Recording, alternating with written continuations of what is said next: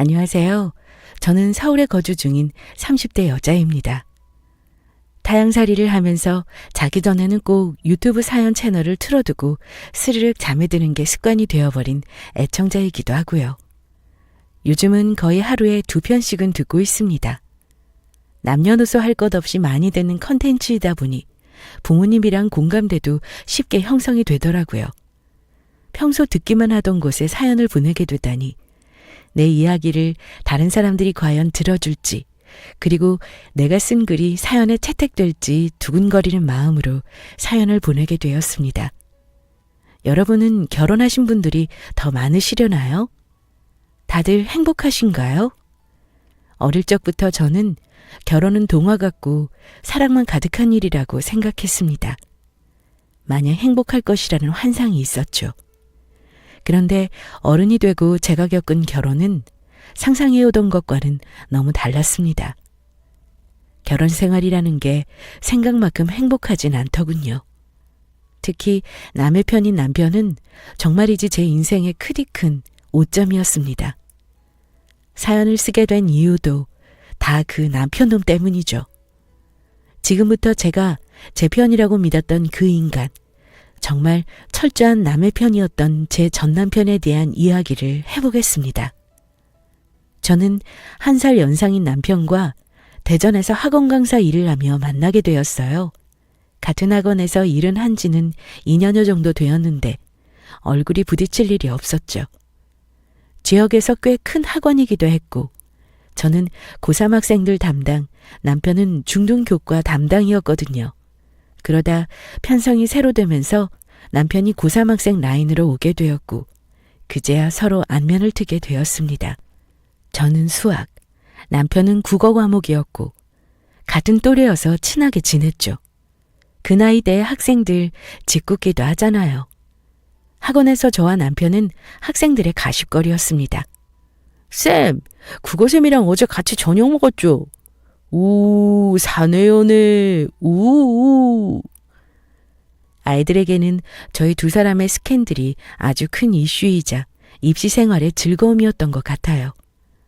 참 이게 분위기에 사람이 넘어가는 건지 여론몰이에 넘어간 건지 남편과 저는 학생들의 말처럼 점점 이성으로서의 감정이 생겼고 실제 연인 사이로 발전하게 되었죠. 그렇게 떠밀려 하게 된 연애는 자그마치 3년의 장기 연애로 이어졌고 자연스레 결혼을 하게 되었습니다. 부부가 같은 직장을 다니거나 같이 가게를 하면 많이들 싸운다고 하잖아요. 그런데 오히려 저는 너무 좋더라고요. 저희 두 사람 다 학원 일을 하다 보니 일반 직장인분들과는 패턴이 좀 달랐죠. 남들이 출근하는 시간에는 쉬고 있고 남들이 퇴근하는 시간부터 일을 하는 그런 패턴이었죠. 남편을 만나기 전에 다른 직업을 가진 사람들을 만났을 때는 패턴이 맞지 않아 많이 다투기도 했었거든요. 어쨌든 저희는 너무 잘 지냈습니다. 퇴근 후에는 서로 학생들 반응이나 강의 평가에 대해 얘기를 나누기도 하고 함께 출퇴근도 하고 말이죠. 소연아, 이거 먹고 수업 가. 짠, 소연이 네가 먹고 싶어 했던 거 사왔지. 소연아, 우리 내일은 소연이 가고 싶어 했던 카페 갈까? 남편은 참 다정다감했고 세심하게 저를 챙겨주었습니다. 꼭 아빠처럼 말이에요. 당신한테서 아빠 냄새나. 에? 아빠 냄새? 뭐지? 아저씨 같다는 거야? 너무하네. 그게 아니라 정말로 당신 이렇게 안고 있으면 너무 포근해서 좋다고. 저는 친정아버지를 일찍 여의었던 터라 남편의 그런 챙김이 싫지만은 않았습니다. 저를 안아주는 남편의 품은 정말 포근했거든요. 친정엄마도 제가 안정감 있게 살아가는 걸 보시면서 참 마음이 놓인다고 하셨습니다.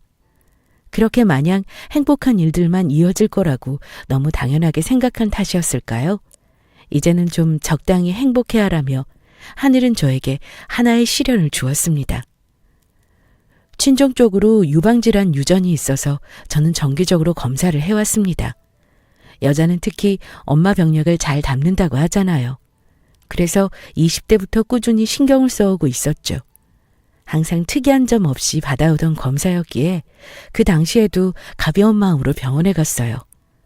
이번에도 아무 이상 없겠지 하면서 말입니다. 왼쪽은 괜찮은데 오른쪽 모양이 조금 이상하네요. 그런데 한참 초음파를 들여다보던 의사 선생님이 오른쪽 가슴에서 혹이 보이는데 일반 무릎과는 모양이 조금 다르다는 거예요. 모양이 좋지 않다고 말입니다. 이거는 조직 검사할게요. 혹시 모르니까 하는 거예요. 너무 걱정하지 말고요. 걱정이 안 될 리가 있나요? 검사 결과가 나오기 전까지 누구한테 말도 못하고 한참을 끙끙거리며 스스로 마인드 컨트롤을 하고 있었어요. 나는 젊으니까 괜찮을 거야. 설마 암이겠어? 라고 말이죠. 그런데 나이는 상관이 없었나 봅니다. 검사 결과 모양이 좋지 않았던 게 좋지 않은 세포였죠. 그래도 운이 좋았어요. 정말 극초기에 발견되어서 항암 치료 없이 수술로 제거해내기만 하면 되었죠. 소연이 네가 엄마 잘못 만나서 그런 수술까지 하나 보다. 아휴, 우리 아가 안쓰러워서 어떡해. 엄마는 제 이야기를 듣고는 내내 당신 탓이라며 그렇게 미안해 하셨네요. 저는 당연히 그게 무슨 엄마 탓이냐고 그런 생각 말라며 엄마를 달랬죠. 정말 엄마 탓이 아닌걸요. 제 몸에서 생긴 건데 그게 왜 엄마 탓이겠어요? 제가 몸 관리를 못한 탓이죠. 그렇게 엄마와 남편을 두고 수술대에 올랐습니다.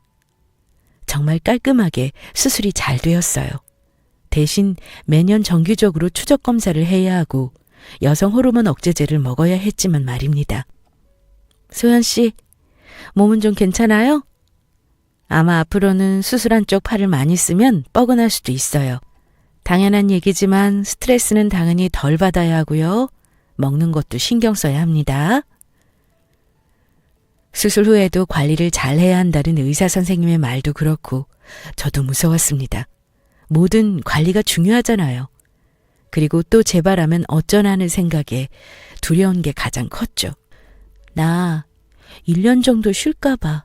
입시 과목 학원 강사라는 직업 특성상 일주일 한 달을 쉰다는 건 사실상 불가능했어요. 아이들도 선생님이 갑작스레 바뀌었다 다시 나오면 적응하기도 힘들고요. 원장님과 상의 끝에 1년간 쉬고 복직하는 건 어떠냐는 의견이 나왔었죠. 혼자만의 일이 아니기에 남편에게도 상의를 했어요. 그런데 돌아오는 남편의 대답은 참 매정했습니다. 굳이 그렇게까지 해야 할 필요가 있나? 아니, 내 말은 당신 수술한 거 회복은 당연히 해야지. 그런데 완전 극초기이기도 했고 한 일주일 정도만 대체 강사 세우고 다시 복직하는 게 낫지 않나 해서. 우리 나이도 젊어서 금방 회복될걸? 무슨 소린지. 저 말을 듣는데 남편은 제가 일하기 싫어서 엄살을 부리는 걸로 보는 건가? 그런 생각이 들더군요. 그렇죠. 젊은 나이니 회복도 빠를 테고 일하면서 몸을 챙길 수도 있겠죠. 그래도 수술하고 퇴원한 사람한테 너무 솔직한 건 아닌가 싶더라고요. 당신은 그렇게 생각해? 그래. 체력도 금방 회복되겠지. 그런데 스트레스가 가장 무서운 것 같아서. 애들 수업하는 건데 나 몸 안 좋다고 쉬엄쉬엄 하는 건 너무 민폐니까. 할 거면 제대로 해야 하는데 그럼 내가 아무래도 신경 쓰는 게 많잖아. 그거야 그런데 굳이 1년이나 쉴 필요가 있냐 이거지. 나이도 젊은데. 나는 그거지. 당신 경력에 지장 갈까 봐. 자기 설마 이상하게 생각하는 건 아니지? 아니 솔직히 우리 맞벌이여서 집도 좀 더 무리해서 구한 거고 1년을 쉬면 그게 좀 타격이 오지 않을까? 너무 서운하고 서러웠습니다. 저 말이 어떻게 들리세요? 저 정말이지 거짓말 하나 안 보태고 그 당시 남편이 저에게 했던 말을 적은 것입니다. 당시에 워낙 충격적이라 아직까지도 생생히 기억나네요. 속이 뻔히 보이는데도 남편은 계속 애둘러 말을 했습니다. 그게 더 상처가 되고 서럽더군요. 참을 수가 없었습니다. 소연아, 내 마음 알지? 내가 무슨 말 하는지도. 어? 우리 주말마다 같이 공기 좋은 데 가서 힐링하고 오면 되잖아. 울지 않으려 애쓰는데도 눈물은 자꾸 삐져나왔고 꾹꾹 참아가며 남편한테 말을 했습니다. 주말? 주말은 특강 안 해? 특강을 해야 당신이 좋아하는 돈 실컷 벌지. 내가 일 쉬는 게 그렇게 싫어? 돈이야 또 벌면 되는 거 아니야. 대출금? 걱정 마. 내가 모아놓은 거에서 꼬박꼬박 똑같이 낼게. 당신은 내 몸보다 돈이 먼저구나. 내가 쉬느라 못 버는 돈이 아까운 거 아니야 지금. 저는 남편한테 따졌습니다. 내가 일 쉬는 게 그렇게 싫은 거냐고. 돈이야 또 벌면 되는 거지. 당신은 내가 1년 겨우 쉬는 게 아깝냐고 말이에요. 남편은 제 말을 듣고 한참을 아무 말 없이 저를 바라보았습니다. 저는 남편이 가만히 있길래 저한테 미안해서 그런 건 줄 알았거든요. 그런데 뭐라고 했는 줄 아세요? 그래, 당신 몸이 먼저지. 나도 당신 몸이 먼저야. 대신 당신이 휴직 기간을 갖더라도 우리 결혼 전에 약속했던 거에 대한 책임감을 갖고 생활했으면 해. 결국 적에 걸렸던 거죠. 결혼 전에 남편의 제안으로 결혼생활 원칙을 정한 게 있었습니다. 서로 맞벌이니 집 대출금 갖고 공동생활비 외에는 각자 벌어서 각자 쓸 것. 부모님 용돈도 각자 부모님 건 각자 알아서 챙겨드릴 것. 그게 원칙이었습니다. 그러니까 남편 놈은 제가 휴직을 하게 되면 자기가 저런 걸 다 떠안을까봐 그게 싫어서 저한테 계속 일을 하라고 했던 거였죠. 당신도 당신 돈 벌어서 쓰던 사람인데 아무래도 쉬다 보면 좀 그럴 거 아니야. 그래서 나는 당신이 쉬면서 금전적으로 좀 힘들지 않을까 해서 얘기한 거였어. 뭐 대출금이야 내가 한두 번 내는 게 문제겠어? 그런데 장모님 용돈도 그렇고 당신이 아무래도 돈이 부족할까 봐. 장모님 용돈은 꼭 드려야 하니까. 남편 말은 계속 똑같았어요. 일을 쉬면 네가 돈이 부족할 텐데 그럼 장모님 용돈도 잘 못 드리고 당신이 속상하지 않겠냐. 더군다나 병원비도 꽤 나갈 텐데 이러면서 말입니다. 여러분은 저런 말을 들으면 어떠실 것 같아요? 저는 정말이지 정이 뚝 떨어졌습니다. 저런 인간 말에 우는 것도 아까워서 손톱에 상처를 내는 것도 모르고 주먹을 꽉 쥐며 울음을 참았습니다. 걱정 마. 당신한테 돈 달라고 안 해. 내가 모아둔 돈에서 치료받고 우리 엄마 용돈 드리고 다 할 거야. 저는 남편한테 걱정 말라고 했죠.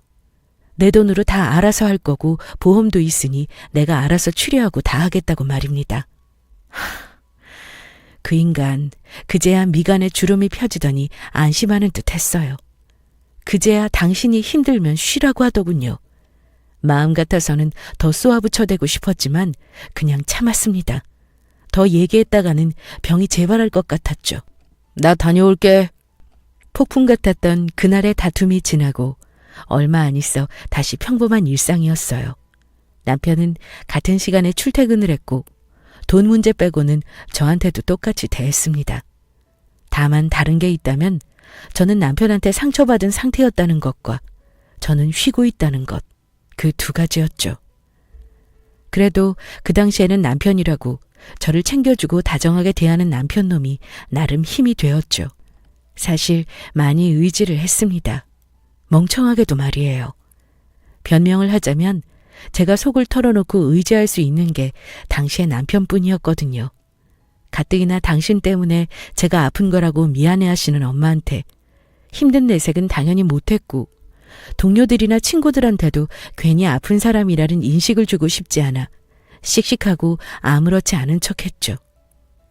그런데 사랑, 재채기, 가난은 숨기려 해도 숨겨지지 않는다고 하잖아요. 그중 세 번째인 가난. 뭐 가난이라는 단어를 감히 쓸 수 없는 상황이긴 하지만 저는 점차 금전적으로 쪼들리기 시작했어요. 그게 당연히 얼굴에도 티가 났겠죠? 소연아, 무슨 일 있어? 요즘 왜 그래?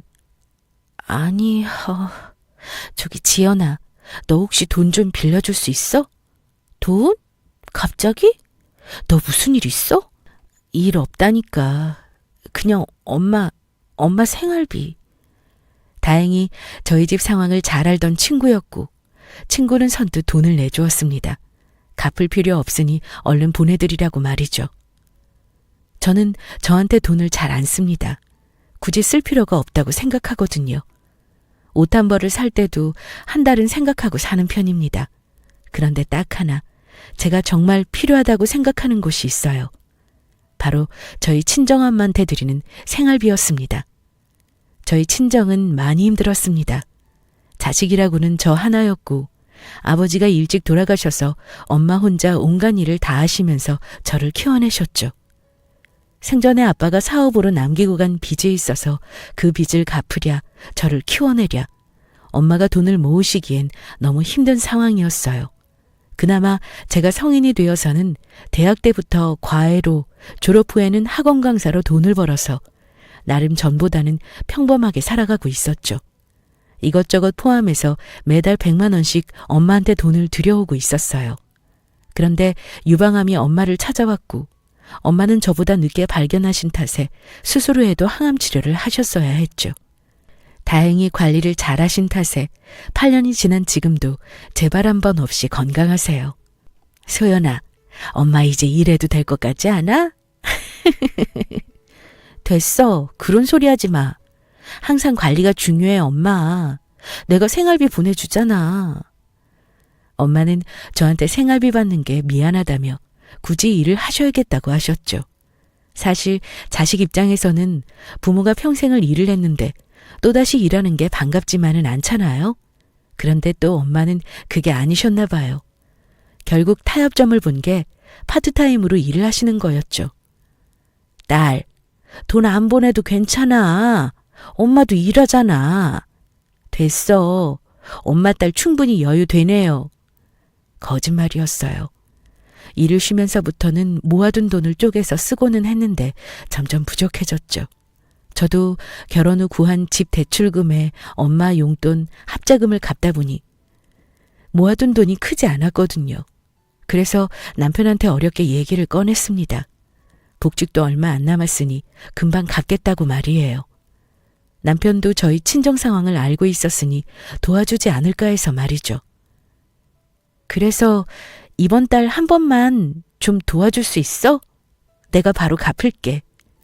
그런데 제 예상과 달리 남편은 질색팔색하며 이럴 줄 알았다고 난리를 치기 시작했습니다. 소연아, 내가 이럴 줄 알고 그때 얘기한 거야. 일주일이나 한 달만 쉬라고. 이게 뭐냐?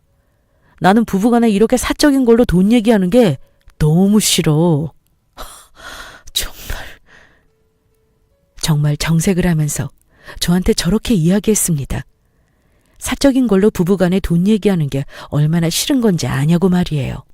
그러면서 저에게 제가 휴직하는 동안 자신이 대신 찍은 집 대출 이자에 대해 쭉 나열했습니다. 이렇게만 들으면 12개월 가까이 남편 혼자 낸 것 같죠? 딱 2번이요. 딱 2번 대신 냈습니다. 그것도 자기가 낸다고 해서 말이에요. 저거 2번 당신이 낸다고 할 때 내가 싫다고 했잖아. 내가 낸다고. 그거를 그렇다고 덥석 알겠다고 하냐? 예의상한 말이지? 예의라니. 참. 아니 무슨 회사에서 커피 한 잔 누가 살까 이런 상황도 아니고 말이에요. 점점 저도 화가 났습니다. 남편의 막말은 도를 넘기 시작했거든요. 소연아, 왜 이렇게 생각이 어려? 왜 그렇게 책임감이 없냐? 우리가 결혼 전에 한 약속이면 당연히 끝까지 지키는 거야. 가족이라고 아무렇지 않게 은근슬쩍 넘어가는 거라고 생각하는 것 같은데, 와, 이건 좀 너무 실망이다. 남편은 저딴 식으로 말을 하면서 자기가 왜 도와줘야 하는지 모르겠다고 얘기를 했습니다. 당연히 당신이 이런 상황까지 생각해가며 휴직을 했어야 하는 거 아니냐면서 말이죠. 지금 시댁도 힘들다면서 말입니다. 힘들다고?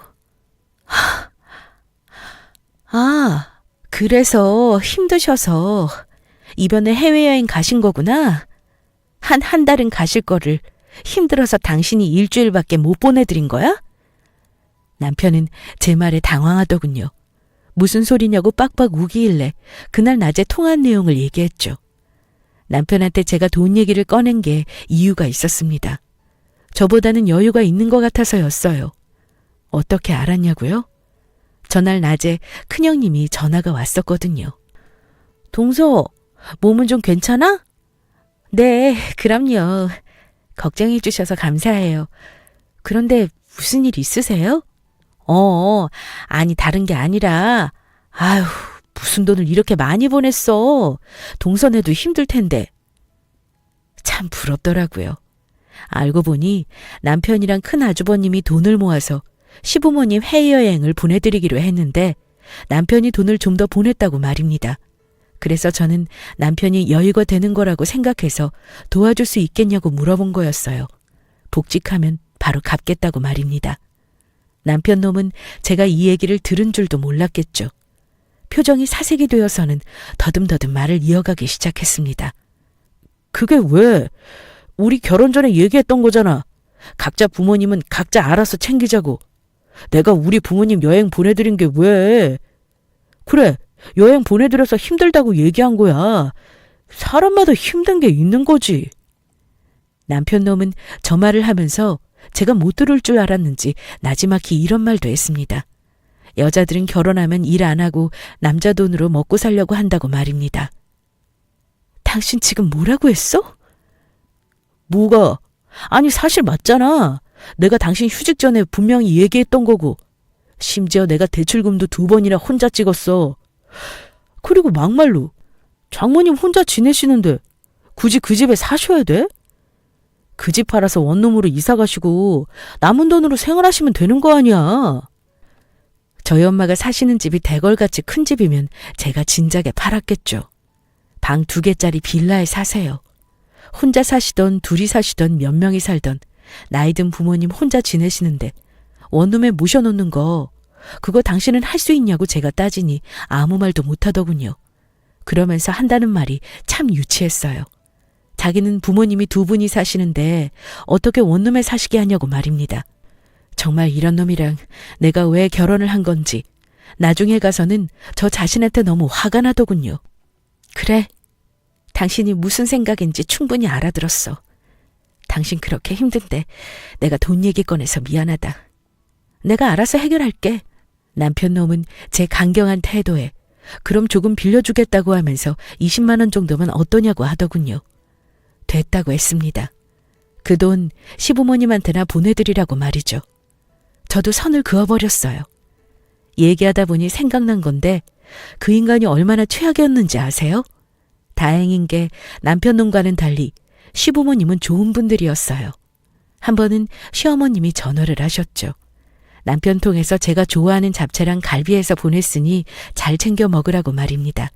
그런데 차가 들어왔다는 안내 음성이 나온 지 한참이 지났는데 남편이 올라오질 않는 거예요. 전화도 안 받고 말이죠. 무슨 일이 있는 건가 싶어 주차장으로 내려갔습니다. 남편 차에 등이 켜져 있었어요. 멀리서 보니 남편이 꼼지락꼼지락 뭘 하고 있는 것 같았죠. 가까이서 다가가서 보니 정말 헛웃음이 나왔습니다. 그 인간 뭐 하고 있었는 줄 아세요? 음식을 처먹고 있었습니다. 시어머님이 저 먹으라고 챙겨주셨던 그 음식을 말이에요. 사람이 온지도 모르고 잘도 처먹고 있더군요. 한참을 바라보다 창문을 두드리니 귀신을 본 사람 마냥 화들짝 놀라서는 얼른 차 안에 실내등을 끄고는 후다다닥 내리는데 정이 뚝 떨어지는 모습이었죠. 손으로 퍼먹은 건지 손에는 기름이 반들반들하고 입에도 양념이 잔뜩 묻은 꼴이었습니다. 하, 봤어? 미안. 내가 배고파서 먼저 좀 먹었어. 와, 진짜 맛있다. 자기도 먹어봐. 하면서 그릇을 내미는데 거짓말 하나 안 하고 갈비가 한 3조각 남아있나요? 잡채는 2젓가락이면 사라질 만큼 남아있었네요. 그 당시에는 너무 추한 거 아니냐고 타박하는 정도로 끝났던 것 같은데 저때 제가 왜 헤어지지 않았나 몰라요. 하나를 보면 열을 하는데 말입니다. 무튼 친정엄마 용돈 문제로 남편과 다툰 그날 이후부터 저도 선을 딱 그어버렸어요. 네가 그렇게 좋아하는 반반을 제대로 보여주겠다는 마음으로 말이죠. 유치하지만 어쩌겠어요. 저도 똑같이 되갚아주고 싶은걸요. 그 다음 날부터 빨래도 제 것만 하고 설거지도 제가 먹은 그릇만, 반찬도 제가 먹을 것만 해서 제 이름 적어놨습니다. 남편 놈도 자존심이 있는지 꾹 참고 지도 지 것만 알아서 하더군요. 그러다 자기가 속옷을 못 빨았는지 저한테 자기 거 속옷 빨래 해둔 거 없냐고 물었어요. 당신 거는 당신이 해야지. 그걸 왜 나한테 물어봐? 야, 너 진짜 너무한 거 아니냐? 집에 있으면서 그거 하나 못 해줘? 진짜 해도 너무한다. 집에 있는 게 왜? 내가 집에 있으면서 당신한테 뭐 해달라고 한 적 있어? 그리고 우리 대출금 갚으려고 같이 사는 거 아니야? 나는 당신이 그런 건 줄 알았지. 저는 네가 반반하자 한 것 아니냐. 그럼 네가 알아서 해라를 시전했습니다. 그랬더니 진짜 치사하다느니 어이가 없다느니 난리를 치더군요. 저는 철저히 무시했습니다. 제 입만 아프잖아요. 자기 혼자 난리를 치더니 지쳤는지 그만하라고 미안하다고 했죠. 저는 그 사과를 거절했어요. 아니야, 미안해하지 마. 나도 당신처럼 생각하고 행동하니까 너무 좋다. 앞으로도 계속 이렇게 하자. 라고 말입니다. 그 뒤로 계속 냉전이었어요. 저도 복직 전에 내 살 길 내가 찾아야겠다 생각이 들었죠. 그러다 제 강의 영상을 유튜브에 올리기로 마음을 먹었습니다. 강의하는 거야 집에서 하면 되니 방법은 간단했거든요. 남편 놈은 제가 유튜브를 찍을 때면 기웃거리며 그거 한다고 되겠냐고, 인기 많은 영상들은 다 광고 쓰고 하는 거라며 자기가 돈 좀 빌려줄까 이러며 추근덕거렸어요. 저는 됐다고 했습니다. 야, 너 계속 그렇게 꽁에 있을 거야? 나 화난 거 아니야. 그냥 내 일은 내가 알아서 한다는 건데 왜 욱하고 난리야. 참 구질구질하다. 그냥 파트타임으로 수업을 나가던가. 난 분명히 얘기했다. 괜히 시간 낭비하지 마. 남편은 제가 유튜브 하는 거를 무시했어요. 분명 하다가 말 거라고 말이죠. 저는 그럴수록 더 이를 악물고 좋은 강의를 만들어내는데 매진했습니다. 그게 빛을 발하기 시작했죠. 어느 순간부터 조회수가 올라가더니 어느새 꽤 많은 구독자가 생겨났습니다. 그러던 어느 날 강남에 있는 대형 입시학원에서 러브콜이 왔어요. 다만 강남 학원으로 가게 되면 남편과 주말 부부를 해야 했습니다. 저는 남편한테 몸도 나아졌고 하니 가서 일을 하겠다고 했어요. 남편은 처음에는 만류하다 제 급여에 관련된 내용을 듣더니 그럼 가라고 했죠. 돈에 미친 인간인 걸 제가 잠시 잊고 있었던 거예요. 그렇게 저희는 주말 부부가 되었습니다. 몸이 멀어지면 마음이 멀어진다고들 하는데 저희 부부는 반대였어요. 오히려 서로 떨어져 있으니 더 애틋해지고 서로를 격려하는 대화도 더 많이 하게 되었죠. 주말에 볼 때면 꼭 연애 시절로 돌아간 것처럼 사이가 좋았습니다. 여보, 나 이번 주말에는 특강이 있어서 못 갈 것 같아. 미안해. 그래? 아쉽다. 일주일에 겨우 2번 보는 건데. 어쩔 수 없지. 밥 잘 챙겨 먹고 다음 주에는 꼭 보자. 시간이 갈수록 제 강의에 대한 평이 좋게 소문이 났고 저는 주말에까지 특강을 할 만큼 많은 수업을 하게 되었어요. 남편과는 2주에 한 번 볼 정도로 바빠졌습니다. 대신 돈을 많이 벌게 되었어요. 1년여 정도 지났는데 말도 안 될 만큼 통장에 돈이 쌓여갔고 친정엄마한테도 원 없이 해드릴 수 있었죠. 친정엄마 집도 사드릴 수 있었어요. 엄마가 작은 카페를 하고 싶다고 하시길래 그것도 해드렸습니다.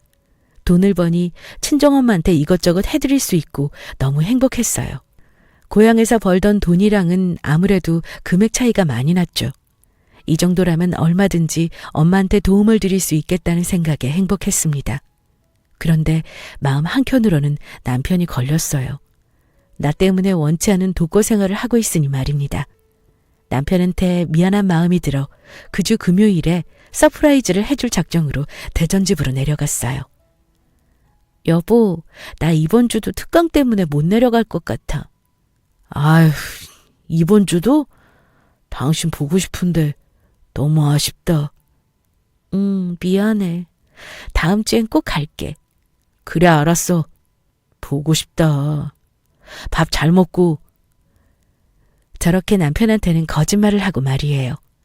오랜만에 남편 밥 좀 해먹이고 싶어 이것저것 장도 한아름 봐서 집으로 향했습니다. 꼭 소풍 가는 것처럼 마음이 두근거리고 설레었죠. 오랜만에 온 집 앞에서 설레는 마음으로 문을 열고 들어섰는데 안방문이 열리며 한 사람이 나왔습니다. 오빠야? 안방에서 나오는 그 여자는 오빠를 찾는지 오빠냐며 잠옷 차림으로 나왔죠. 그 여자 저와 눈이 딱 마주쳤는데 사색이 되어서 방으로 다시 후다닥 들어가더군요. 저는 순간 사태 파악이 되질 않아 한 1분 정도는 멍하니 현관에 서 있었던 것 같네요. 정신이 드는 순간 장바구니를 내던지고 안방으로 성큼성큼 걸어갔습니다. 문을 잠궜는지 열리지 않았어요. 문 열어요. 문 열어. 꼼짝을 안 하더군요. 정말 간신히 참아가며 얘기한 건데 저도 손이 부들부들 떨렸습니다. 망치를 꺼내와 안방 문고리를 내리쳤어요. 얼마 가지 않아 문고리는 나가 떨어졌죠. 안방을 들어서니 그 여자는 보이지 않았어요. 그때 옷장 쪽에서 소곤거리는 소리가 들렸습니다. 오빠, 언제 와? 빨리 와. 아니, 그게 아니라. 옷장 문을 벌컥 여니 그 여자 쭈그려 앉아서는 남편한테 전화를 하고 있었어요. 저는 말없이 전화기를 빼앗아 그대로 끊어버렸죠. 그런데 그 여자 익숙한 사람이었습니다. 남편과 제가 일하던 학원 데스크 직원이었어요. 너 여기서 뭐하니? 저의 물음에 말이 없었죠. 뭐하냐고? 그런데 그 여자아이 저를 보고 피식 웃더군요. 저도 거기서는 이성이 끊겨서 잘 기억이 나질 않습니다만 그 자리에서 그 여자의 뺨을 내리친 건 기억이 납니다. 그리고는 머리채를 잡아 거실로 끌고 나갔죠. 저한테 바득바득 소리를 치더군요. 그년이 뻔뻔하게도 말입니다. 뭐 잘한 게 있다고 저한테 소리를 쳤어요. 오빠가 당신이랑 이혼할 거라고 했어. 여자가 이렇게 드세니까 오빠가 숨을 못 쉬지. 돈 버는 게 전부인 줄 알아? 그러면서 남편이 저랑 이혼할 거라고 했다고 하더군요. 남편이 저 때문에 힘들다고 했다고 말입니다. 제가 내려오기 어렵다고 전화한 주말이면 저한테는 그렇게 아쉽다고 해놓고는 집으로 그 여자애랑 계속 같이 있었다며 평일 내내 자기가 이 집에 들어와서 지내는 거 몰랐냐고 말이죠. 참 주둥이를 잘도 나불거리길래 다시 한번 얘기해보라며 핸드폰 녹음 기능을 켜서는 그 여자한테 갖다 댔어요. 그랬더니 미친년 마냥 소리 지르며 다시 그대로 얘기했죠. 남편이랑 평일 내내 같이 지냈고 남편이 저랑 이혼할 거라고 했다고 말입니다. 얘기 다 했니? 그래, 다 했다. 진짜 웃기지도 않아. 뭐 이렇게 갑자기 찾아오면 오빠가 좋아한대? 당신 오는 거 너무 귀찮고 싫대. 돈 좀 번다고 유세 떠는 거 비위 맞추기도 귀찮다고. 실실 웃으며 비아냥거리는데 너무 화가 나서 뺨을 수도 없이 내리쳤어요. 그 여자애도 지지 않고 제 머리채며 오시며 잡아뜯었죠. 그때 남편 놈이 룰루랄라 들어오더군요. 그년이랑 같이 마시려 했는지 커피를 사서는 말입니다. 남편은 저를 보고 얼었어요. 지금도 그 표정이 잊혀지지가 않는 게 저를 한 번 보고 그 여자를 한 번 보더니 얼굴이 붉어졌어요. 그리고는 저벅저벅 걸어와 제 뺨을 내리쳤습니다. 너 미쳤어? 애한테 무슨 짓을 한 거야? 오빠. 상간녀는 남편한테 달려가서 엉엉 울고 있었고 저는 바닥에 나자빠져서는 쓰러져 있었죠. 남편은 제가 아닌 그 상간녀를 품에 안고 말입니다. 그리고서는 저에게 계속 소리쳤어요. 뭐 하는 짓이냐고 말이죠. 어떻게 사람을 이 지경으로 만들어? 미친 거 아니야? 유영아, 괜찮아? 봐봐. 아유, 이게 뭐야? 아까 전화한 게 저 사람 때문이야? 아주 애지중지 난리가 났더군요. 바닥에 쓰러져 있는 제 자신의 모습이 너무 비참했습니다. 눈물이 나는 것도 너무 짜증이 났고요. 잘들 논다, 잘들 놀아. 너 나 없는 동안 이러고 살았어? 어린 년이랑 놀아나면서? 미리 말을 하지. 주말에 나 올 때마다 저거 보고 싶어서 어떻게 참았어? 얘기를 해봐. 그래. 그럼 눈치 좀 채지 그랬어. 너같이 바락바락 떠돌아다니는 여자랑 살다가 유영이 만나니까 아주 살겠더라. 유영이 애는 내 말에 귀 기울여주고 사근사근 잘 웃어주더라. 너는? 너도 좀 반성해야 하는 거 아니냐? 배신감에 부들부들 치가 떨렸습니다. 정말 비참했던 게 뭔 줄 아세요? 남편이 그런 말 하는 것보다 상간녀 앞에서 그런 취급을 당한다는 게 정말 비참했습니다. 반성? 진짜 할 말 없다. 이혼하자. 네가 바라는 거지? 내가 미안하네. 여우 같지를 못해서. 내가 참 미안하다. 그래, 둘이 잘 살아. 이혼하자. 선유영, 너 지금 네가 하는 선택이 앞으로 네 인생을 어떻게 바꿀지 오늘 이 순간을 절대 잊지 마. 알았지? 더는 얘기를 하고 싶지도 않았고 신랑 일을 하고 싶지도 않았어요. 너 나 때렸지? 나도 너 한 대만 때리자. 남편한테 다가가 있는 힘껏 남편 뺨을 내리치고 집을 나왔어요. 그날 마지막으로 저의 결혼 생활도 끝이 났죠. 상간녀가 자기 입으로 술술 분 녹음 내용 덕에 위자료도 받았어요. 제 귀책 사유가 없어서 재산 분할도 없고 깔끔하게 이혼을 했습니다. 서울에 집을 구했어요.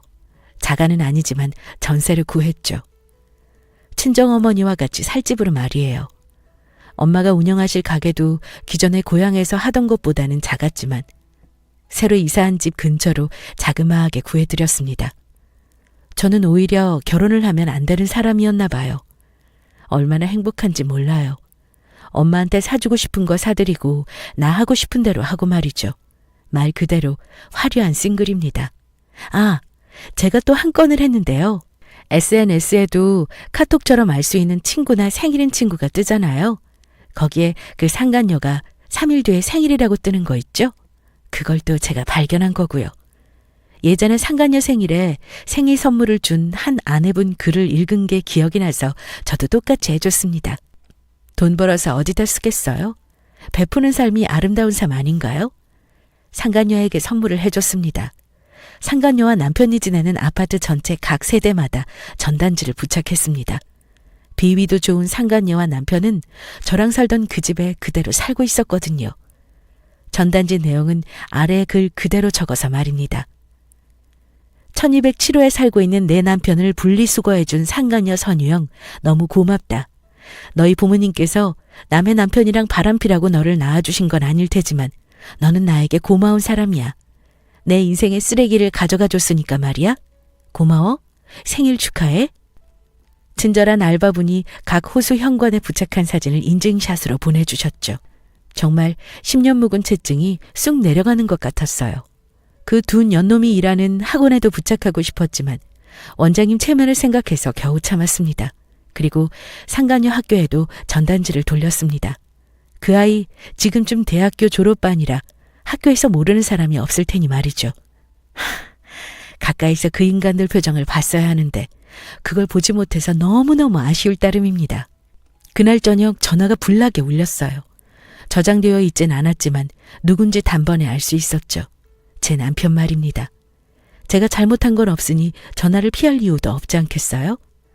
전화를 받았습니다. 여보세요? 남편은 제가 전화를 받자마자 온갖 욕을 하며 소리를 질러댔습니다. 상간녀는 옆에서 울고 있는 건지 울음소리가 들리더라고요. 네가 그런 거지? 너 미쳤어? 사람이 구질구질하게 왜 이래? 나 너 고소할 거야. 이보세요. 어디서 쌍스럽게 육지거리를 하시는 거예요? 당신이랑 나랑 무슨 사이라고. 그리고 내가 했다는 증거 있습니까? 그럼 찾아서 고소하세요. 저는 수업 들어가야 해서요. 이만 끊을게요. 저는 전화를 끊었어요. 전 남편 놈은 분이 안 풀렸는지 문자를 계속 보내오더군요. 읽지도 않고 삭제했습니다. 증거가 있을 리가요. 자기가 그 알바생을 본 것도 아니고 연락처를 아는 것도 아니고 어떻게 알겠습니까?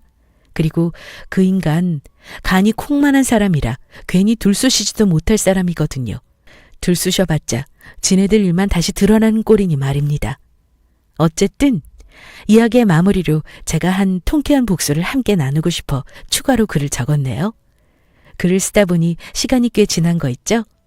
이제는 글을 그만 쓰겠습니다. 하루빨리 제 사연이 유튜브에 업로드되길 바라며 열심히 듣고 있을게요. 두서없는 이야기였을 텐데 끝까지 들어주셔서 감사해요.